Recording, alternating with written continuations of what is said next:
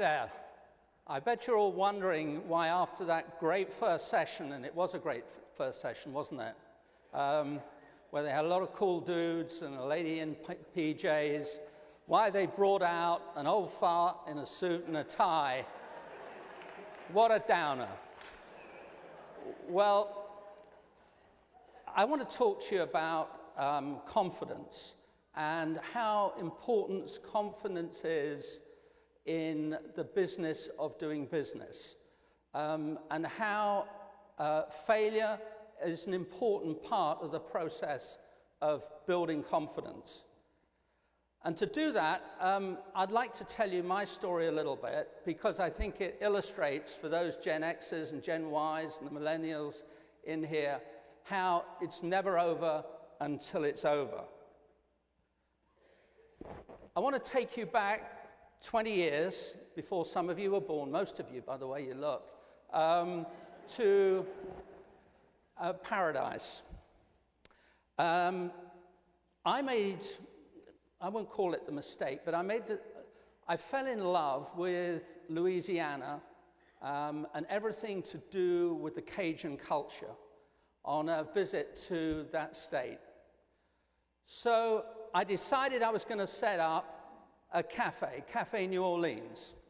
And it was going to be a great blues club, a home for singers every night. And we're going to serve beignets and shrimp creole and all that good stuff. I knew nothing about the restaurant business, by the way. So I invested everything I had a great time, lost quite a lot of weight. And after 3 years, I'd used up all my money. I was broke. I got the Sunday morning jazz band to play When the Saints Comes Marching In to a full house one last time, closed the doors, got a six-pack of beer, and went to this beautiful beach. This is actually Siesta Key, that's where I went, and it was nighttime before we'd shut everything up. And I looked at the stars and tried to figure out where I'd gone wrong and what I could learn.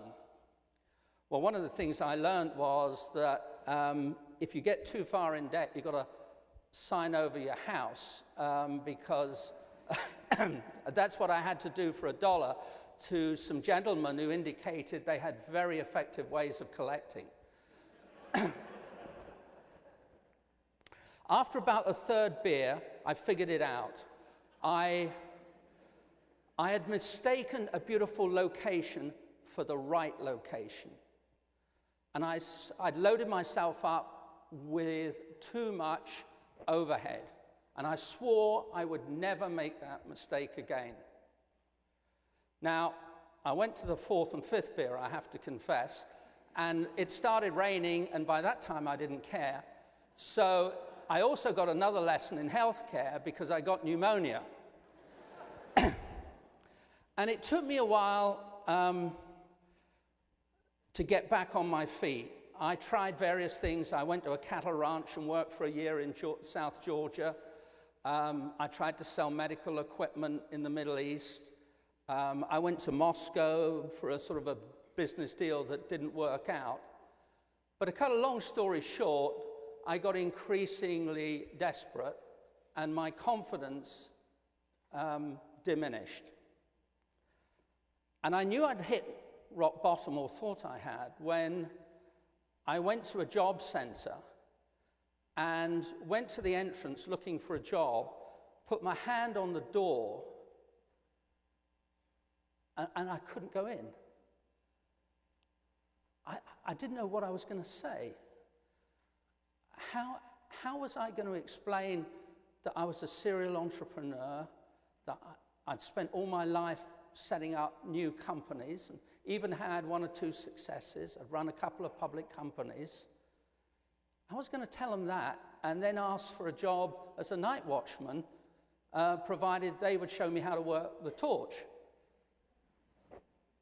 So I turned around and left, and I thought I'd hit rock bottom, but I hadn't quite, because something happened in my personal life which I thought about leaving out. But then, you know, when you get to 71, you tell the truth because it sets you free. I lost my daughter, at 28.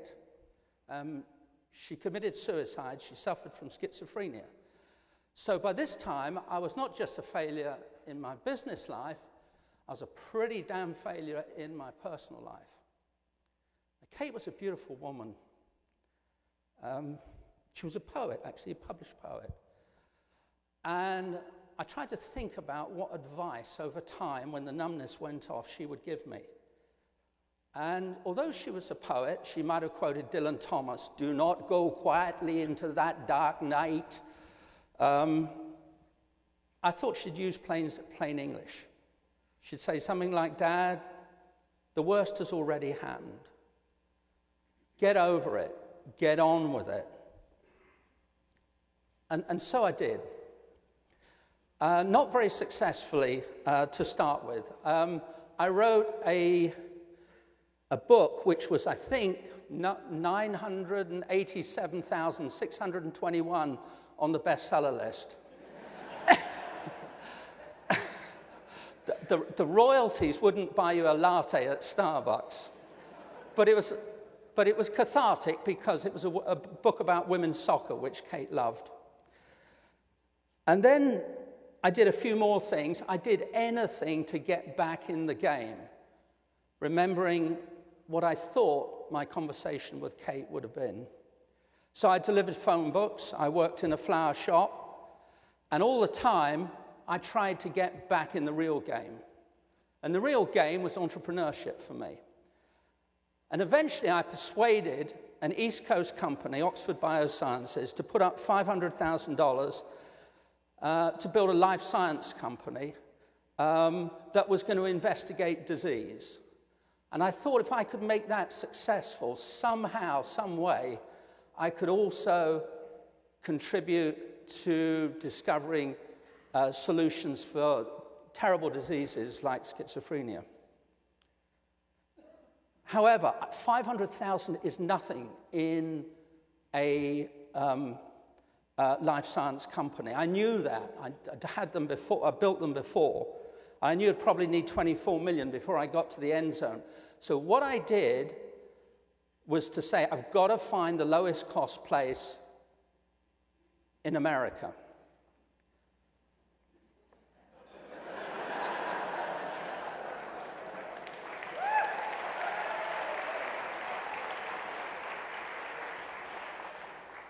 So I came here, and long story short, 6 years, one new job a month.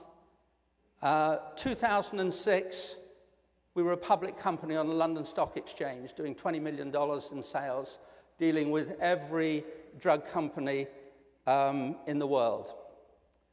Detroit gave me back my confidence, and for that, I will always be grateful. And it's probably why I've got the nerve to stand up here and talk to you. So I retired in 2007, and I was asked to become the executive director of TechTown, a job for which I had no obvious qualifications. But you know what was happening in 2007, 2008, and 2009? And it gradually dawned on me as I began to interact with Detroiters of all ages that, I've got to give you the picture. I'm sorry. There we go. That Detroit needed confidence. And a lot of people, good people, mid-career, had lost their way, had lost their mojo, and in some way, I could connect with them because I knew what it was to lose confidence and rediscover it. So one of the things we've done at TechTown, where Asterand, that's its symbol, is still a tenant, is try and support entrepreneurs with all the technical stuff, the business stuff, you know, the market research, the sales, business plans, all that boring stuff that you've got to do, with a sense of confidence that it's okay to fail as long as you take lessons from that failure and move on to the next thing. So some of the things we're doing, for example, we have this First Friday networking event at which people are encouraged to come and connect and meet with each other.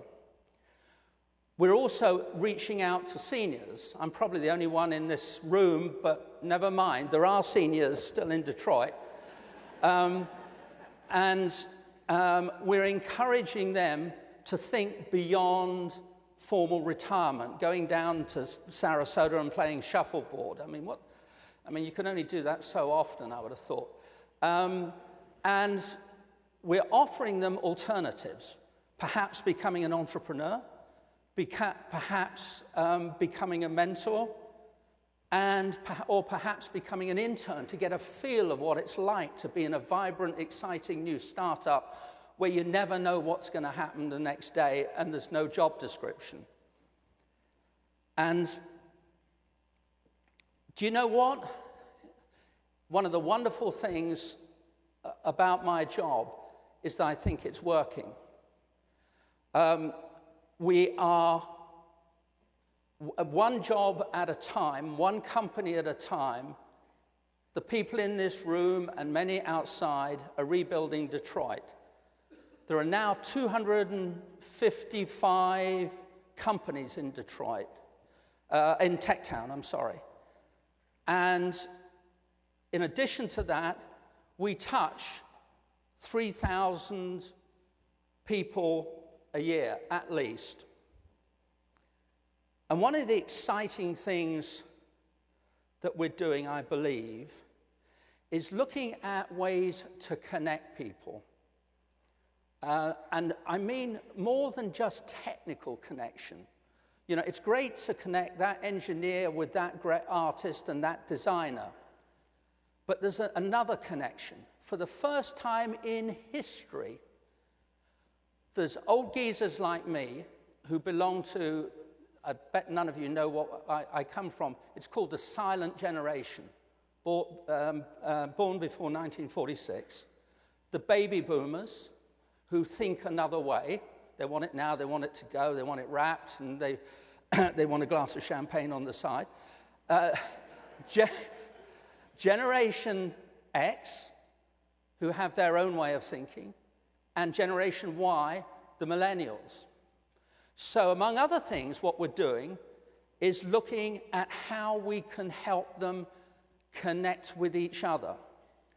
One of the things that makes me sad is to go, believe it or not, into coffee shops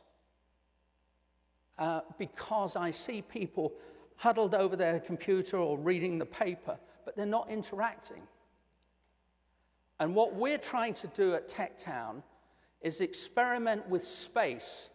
In other words, to create a sort of hoteling climate, a massive sort of human petri dish, if you will, where people are forced of all ages, generations, background, technology, art, design, to work together. Because I think that is where Detroit's future lies. Because one of the things, and I'm going back, I'm trying to go back to that picture, what it hides is not just the human capital in this room, which is phenomenal, but it also hides a lot of the assets of this city sitting in plain sight. I rarely give the French, being a good Englishman, credit for anything. But they were pretty smart when they founded Detroit, I have to say. And we've got 20% of the world's fresh water on our doorstep. To quote Sarah Palin, I can see another country from my window. And that's a major export place. We've got great labs, we've got great science, and most of all, I think we've now collectively got great confidence. And I want you all here to take that confidence, which I know you have, out there into the rest of Detroit. Thank you for listening.